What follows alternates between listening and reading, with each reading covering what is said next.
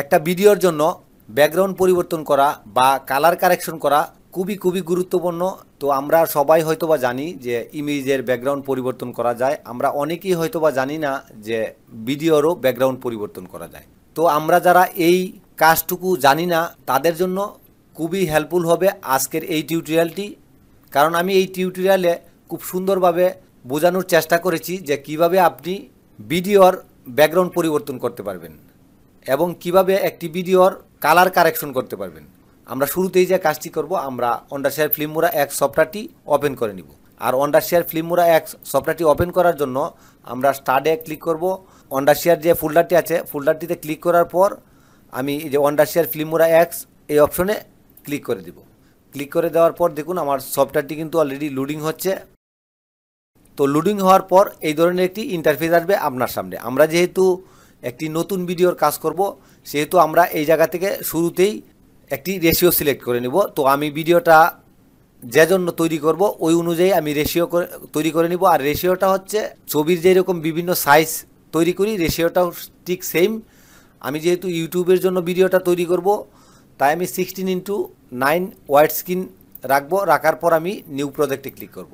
New প্রজেক্টে click করে দেওয়ার পর শুরুতে আমার এই জায়গাতে আমি যে ভিডিওটির ব্যাকগ্রাউন্ড পরিবর্তন করতে চাচ্ছি ওই ভিডিওটি আমার মিডিয়াতে আমি ইমপ্রুভ করে নিব।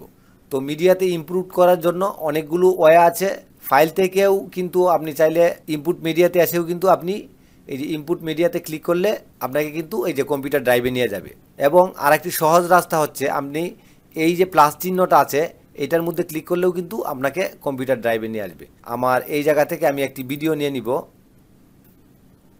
আমি যেই ভিডিওটা নিব ওই ভিডিওটা সিলেক্ট করব। সিলেক্ট করার পর ওপেনে ক্লিক করে দেব। ওপেনে ক্লিক করে দেওয়ার পর দেখুন মিডিয়াতে কিন্তু আমার একটি ভিডিও ইমপ্রুভ করে নিয়ে আসছি। তো এই জায়গা থেকে আমি ভিডিওটি আমি নিয়ে আসবো আমার ওন্ডারশেয়ার ফিল্মোরার যে টাইমলাইন আছে আমি টাইমলাইনে নিয়ে আসবো। আর টাইমলাইনে আনার জন্য আমি ভিডিওটাতে চাপ দিয়ে ধরে আমি যদি এই জায়গায় এনে ছাড়ার পর দেখুন আমার ভিডিওটি কিন্তু অলরেডি টাইমলাইনে চলে আসছে। ব্যাকগ্রাউন্ড পরিবর্তন করার ক্ষেত্রে একদম শুরুতে আমি যে কাজটি করব, আমার এই ছবিটার কালার কারেকশনটা আগে ঠিক করে নিব। তো কালার কারেকশনটা ঠিক করার জন্য আমি এই টাইমলাইনের ভিডিওটার উপর ডাবল ক্লিক করব। ডাবল ক্লিক করার পর এই পাশ থেকে কালারে চলে আসব। কালারে আসার পর আমি অ্যাডভান্সে ক্লিক করব। অ্যাডভান্সে ক্লিক করার পর এই যে প্রিসেন্টে আপনি অনেকগুলো কালার পেয়ে যাবেন। তো আমি এই জায়গা থেকে বিভিন্ন কালার একটু দেখে নেব যে কোন কালারটা আমার ছবির সাথে ভালো দেখায়। তো ধরুন আমি এই কালারটা রাখলাম। এই কালারটা রাখার পর অ্যাডজাস্টে ক্লিক করব। অ্যাডজাস্টে ক্লিক করার পর আমি হোয়াইট ব্যালেন্সে আসব। হোয়াইট ব্যালেন্সে আসার পর আমি এই জায়গা থেকে একটু বাড়িয়ে কমিয়ে নিব। কালারসে আসব। কালারসে আসার পর আমি তো এটা কিন্তু আপনারা কাজ করলেই কিন্তু বুঝে যাবেন যে কিভাবে এইগুলা মূলত একটু এই অপশনগুলো একটু বাড়ালে কমালেই কিন্তু আপনার বিভিন্ন ছবিতে বিভিন্ন ধরনের টোন হয়, যার কারণে আপনি আমার মতোই যদি কালার কারেকশন করতে চান সেক্ষেত্রে কিন্তু হবে না। আপনি আপনার ছবিটা টোন অনুযায়ী আপনার মন মতো আপনি কালার কারেকশনটা করে নেবেন সবার আগে।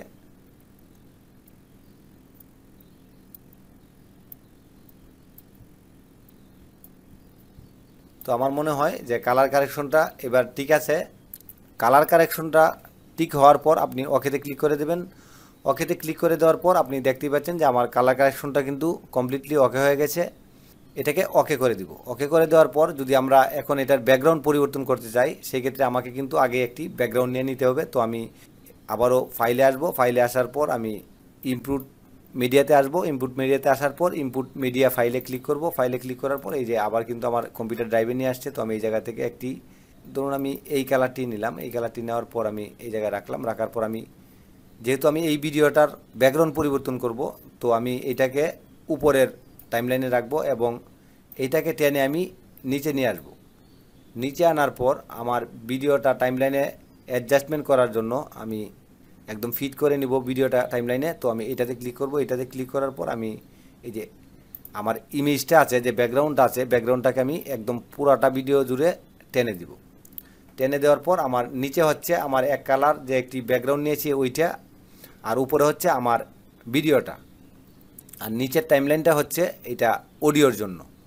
তো আমি যেহেতু আমার এই ভিডিওটার ব্যাকগ্রাউন্ড পরিবর্তন করব তো আমি এটাতে ক্লিক করব। ডাবল ক্লিক করার পর এই যে ভিডিও অপশনে আসব। ভিডিও অপশনে আসার পর এই যে কুমাকি নামে একটি অপশন পেয়ে যাবেন। এই যে এই জায়গায় দেখেন 5 নম্বরে কুমাকি নামে একটি অপশন পেয়ে যাবেন। এটাতে আপনি চেক মার্ক বসিয়ে দিবেন। বসিয়ে দেওয়ার পর এই যে সিলেক্ট কালার, এই জায়গায় একটি আই ড্রপ আছে, আপনি আই ড্রপটাতে ক্লিক করবেন। করার পর আপনি এই জায়গা থেকে আপনি আপনার যে পিছনে যে ব্যাকগ্রাউন্ডের কালারটি আছে ওই কালারটি সিলেক্ট করে নেবেন।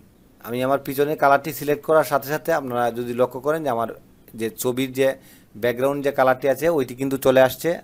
আরও ভালোভাবে এটাকে করার জন্য আমি টাইমলাইনটাকে একটু বড় করে নিচ্ছি। এটাকে প্রিভিউ স্ক্রিনটাকে বড় করে নেওয়ার পর আমি একদম এইটাকেও একটু জুম করে নিব। তো জুম করার জন্য আমি এই পাশ থেকে আমি একটু ধরেন 75 করে নিলাম। 75 করে নিয়ে আমি যদি এই পাশ থেকে আমি একটু দেখি যে আমার মাথার এই সাইড দিয়ে কিন্তু একটু সাদা আছে। তো আমি এই অপশনগুলোকে একটু কমালে বাড়ালে কিন্তু আমার এই যে সাদাটি আছে যেটি ওইটি কিন্তু চলে যাবে।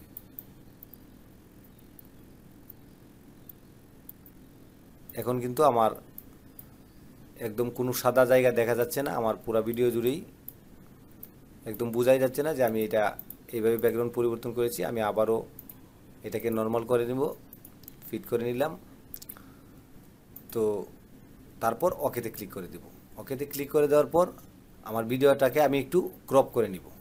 তো ভিডিওটাকে ক্রপ করার জন্য আমি ভিডিওটার উপরে রাইট বাটনে ক্লিক করব। ক্লিক করার পর ক্রপ অ্যান্ড জুমে ক্লিক করব।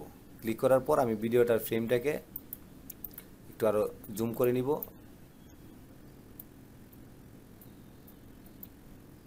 তো এই পর্যন্ত রেখে আমি ওকেতে ক্লিক করে দেব।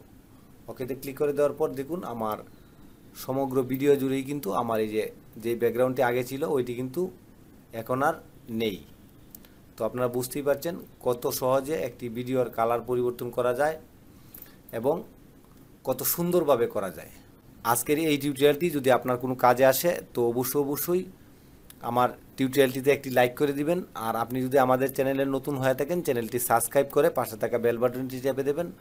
আর যদি এই ভিডিও সম্পর্কিত কোনো মন্তব্য থেকে থাকে অবশ্যই আমাদের কমেন্ট বক্সে লিখতে ভুলবেন না।